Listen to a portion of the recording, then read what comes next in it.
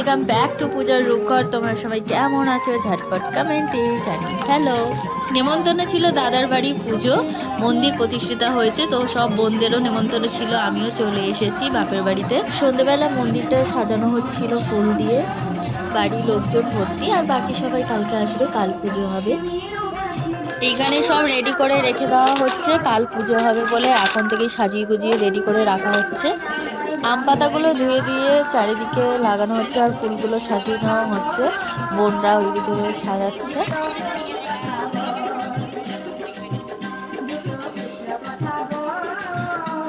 আর আমার মামাম দেখুন বন্ধুরা, এইদিকে খেলি করতে ব্যস্ত। ও তো একাই খেলি করছে, ও খুব মজা করছে, খেলা করছে, দেখ গান হচ্ছে, গানের তালে তালে আবার নাচ করছে।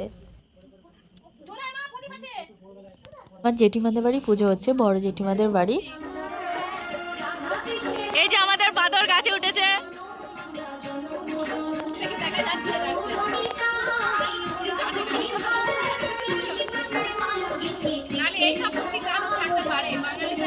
অনেকদিন পরে আমরা বোনরা সবাই আবার এক জায়গায় হচ্ছি, সত্যি খুব মজা হচ্ছে, হই হুল্লো, আনন্দ, গল্প। অনেক রাত হয়ে গেছে, তাই আমি বাড়ি চলে যাচ্ছি। এদিকে সব প্যান্ডেলও রেডি হয়ে গেছে, তো কাল পুজো হবে। সো টাটা বন্ধুরা, আবার দেখা হবে। প্লিজ চ্যানেলটি সাবস্ক্রাইব করো, পাশে থাকা বেল আইকনটি ক্লিক করো। আবার নেক্সট পার্ট নিয়ে খুব তাড়াতাড়ি চলে আসছি। টাটা বন্ধুরা, তোমরা ভালো থেকো, সুস্থ থেকো।